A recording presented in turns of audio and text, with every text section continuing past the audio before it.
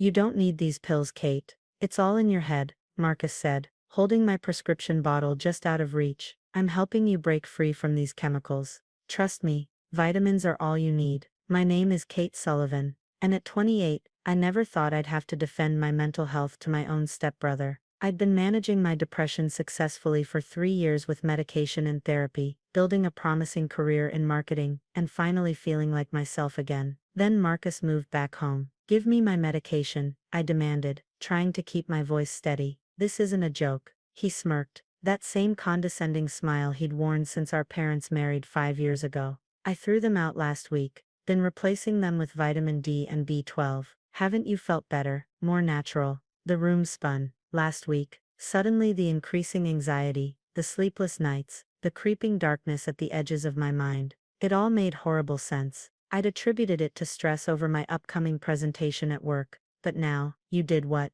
My voice cracked. Marcus, those medications are prescribed. You can't just what? Help my stepsister. Mom and George think it's great that I'm looking out for you. They agree you've been dependent on these pills for too long. My father, George, had always been uncomfortable with my depression diagnosis. He'd married Marcus's mother 2 years after my mom died, and somehow, his new perfect family didn't have room for mental health issues. The presentation is tomorrow, I whispered, feeling the panic rise. I need my medication, please. Marcus pulled out his phone, opening the camera. Tomorrow will prove I'm right. You're stronger than you think, Kate. Once you get through it without these crutches, you'll thank me. I rushed to the bathroom, searching the cabinet frantically. Empty prescription bottles stared back at me. How had I not noticed the pills looked different? But they were the same size, same color. Marcus had planned this carefully. That night was hell. Without my medication, every fear about tomorrow's presentation amplified. I was leading a pitch to our biggest potential client,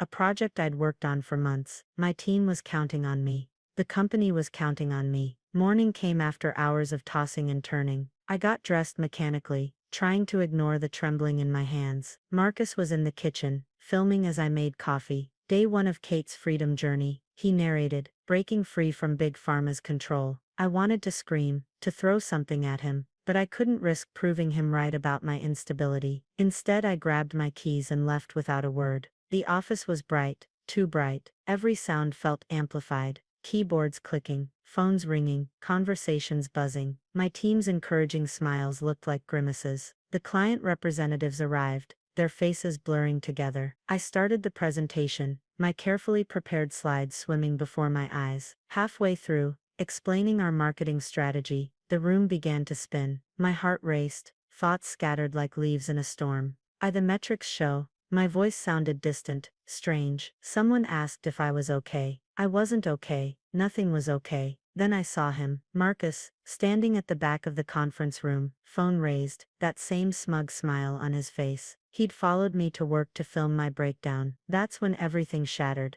I couldn't breathe, couldn't think. The room tilted sideways, and darkness crept in from the edges. The last thing I heard was my supervisor calling for help as I collapsed. I woke up in the hospital, the steady beep of monitors replacing the chaos in my head. My father and stepmother were there, looking concerned but uncomfortable. Marcus stood in the corner, still filming. See, he said triumphantly. This proves how addicted you were. Your body's just detoxing from all those chemicals. The doctor who walked in next changed everything. Dr. Sarah Martinez, head of psychiatric services, took one look at Marcus's phone and called security. Get him out, she ordered. And someone call the police. We have the blood work results. Marcus's smile finally faltered. Police? For helping my sister get healthy. Doctor. Martinez turned to my parents, her expression grave. Your son didn't just replace her medications with vitamins. The blood work shows something far more disturbing. Dr. Martinez's words hung in the air like a thundercloud. The blood work shows traces of multiple substances.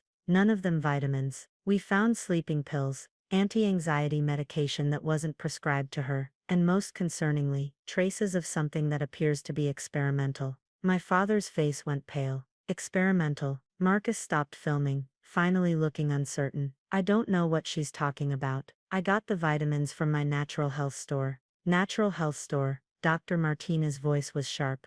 Mr. Sullivan, your son has been systematically poisoning your daughter with a dangerous combination of medications. The vitamins he gave her contained compounds that aren't even legally available in this country. Security arrived to escort Marcus out, but he fought against them. You don't understand. I was documenting her recovery. I have a whole YouTube channel planned.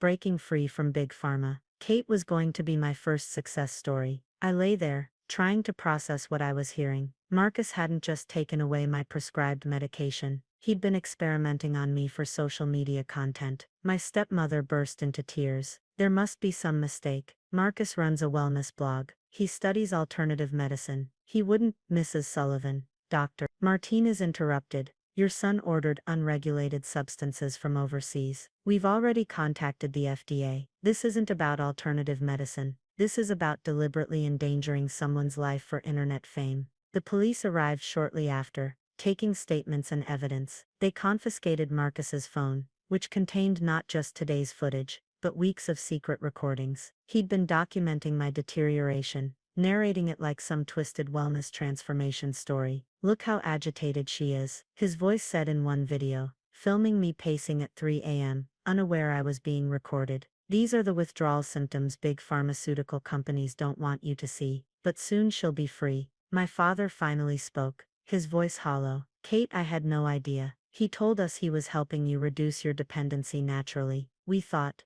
You thought what, Dad? My voice was stronger now, anger replacing the fog in my mind. That my diagnosed medical condition would magically disappear, because your stepson decided to play doctor. The police officer taking my statement looked up. Miss Sullivan, we'll need to know if you want to press charges. What your stepbrother did is extremely serious. Tampering with prescription medication, administering unauthorized substances, recording without consent. These are major offenses. My stepmother grabbed my hand. Please, Kate. He meant well. He's young. He made a mistake. A mistake. Dr. Martinez interjected. Your son could have killed her. The combination of substances he gave her could have caused organ failure. This wasn't misguided help. This was calculated harm for social media attention.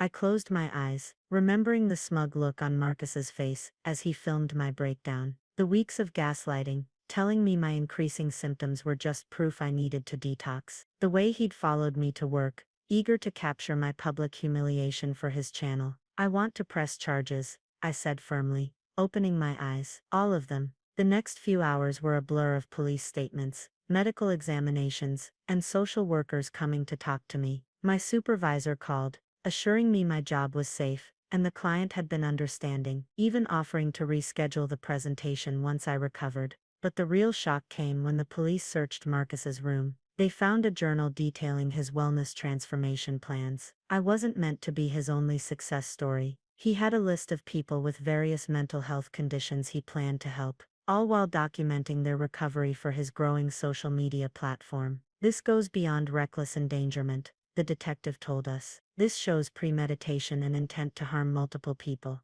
Your stepbrother is looking at serious criminal charges. My father and stepmother sat in stunned silence as the evidence mounted. The natural health store Marcus claimed to get the vitamins from didn't exist. Instead, they found receipts for cryptocurrency purchases from dark web pharmaceutical sites. Everything had been carefully planned. Dr. Martinez started me on a proper medication schedule to safely restore my prescribed treatment. Recovery will take time, she explained. Sudden withdrawal followed by unknown substances has put tremendous stress on your system, but we'll get you back on track. As I lay in the hospital bed that night, my phone lit up with a notification. Despite everything, Marcus had managed to upload a video before his arrest. The thumbnail showed me collapsed in the conference room, with the title Big Pharma Exposed. Watch what happens when mental health medication shows its true colors. The comments were already flooding in, people praising him for exposing the truth and saving his sister. None of them knew the real truth, that their wellness guru was sitting in a jail cell, facing charges that could put him away for years. My hands shook as I reported the video,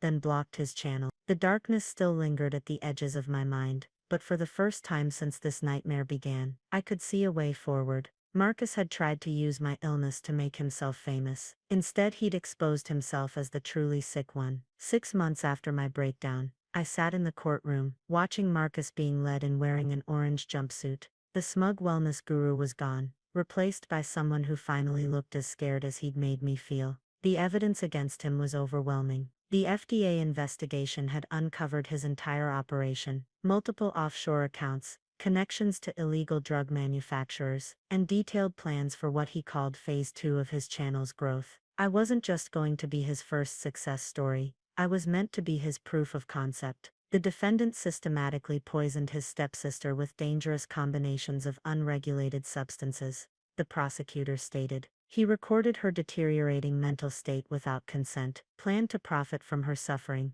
and had similar plans for other vulnerable individuals. Marcus's lawyer tried to paint him as a misguided young man who genuinely wanted to help people, but the journal entries they found told a different story. Day 15. Kate's showing increased anxiety, perfect for views. Tomorrow I'll switch to the stronger compound, should get some good footage. Day 22. She's barely sleeping, keeps calling her doctor but I intercepted the messages. Need to film her breakdown soon before she figures it out. My stepmother cried throughout the proceedings. My father sat stone-faced, his hand gripping mine tightly. The family that had once dismissed my mental health struggles was finally facing the reality of what their denial had enabled. When it was my turn to give my victim impact statement, I stood steady, my properly regulated medication helping me maintain the clarity I'd been robbed of. My stepbrother didn't just take away my medication, I began. He took away my agency, my stability, and my trust. He filmed my suffering like it was entertainment. He planned to do this to others. This wasn't misguided help, it was calculated cruelty for internet fame. Marcus wouldn't meet my eyes as I spoke. His YouTube channel had been terminated, his wellness blog shut down, but screenshots of his video titles were displayed as evidence. Watch Big Pharma's lies exposed live. My sister's mental health transformation, breaking free from psychiatric control. Each one featured images of me in distress, captured without my knowledge during my worst moments. The judge's verdict was unequivocal. 7 years in prison, no possibility of early release, plus restraining orders preventing him from ever contacting me or creating content about mental health again. The court views your actions as predatory, the judge stated. You exploited your stepsister's condition for personal gain, endangered her life, and planned to victimize others. This sentence reflects the severity of those actions. As Marcus was led away, he finally spoke directly to me. I still think I was right. You'll see someday. But I wasn't listening anymore. I was thinking about my presentation, which I'd successfully delivered 2 weeks ago, after proper medical care restored my stability. About my father, who'd finally started attending therapy to address his own issues with mental health stigma. About my stepmother, who'd begun volunteering at a mental health advocacy group, trying to make amends for her blind support of Marcus's wellness crusade. Most importantly, I thought about the message I'd received from one of Marcus's planned future victim, a young man with anxiety, who'd been following the natural wellness blog. The court proceedings had opened his eyes to the danger of unregulated treatments. He was now getting proper medical care, instead of falling prey to Marcus's scheme. 1 year later, I stood at a mental health awareness conference, sharing my story with others. The scars were still there, but they'd become part of my advocacy. My breakdown video, which Marcus had intended to use as propaganda, was now used in medical schools as an example of the dangers of medication tampering and mental health exploitation. Mental health recovery isn't about breaking free from medication, I told the audience. Sometimes it's about accepting help, whether that's therapy, medication, or both. Don't let anyone shame you for taking care of your mind. My father sat in the front row, nodding. After the event, he hugged me tightly. I'm sorry I ever doubted you, he whispered. You're the strongest person I know. Marcus remains in prison, his dreams of social media fame replaced by mandatory counseling and restrictions on internet access. My stepmother divorced my father, unable to cope with her son's true nature. Last I heard, she'd moved across the country, trying to escape the shadow of what happened. But I'm still here, stronger than ever.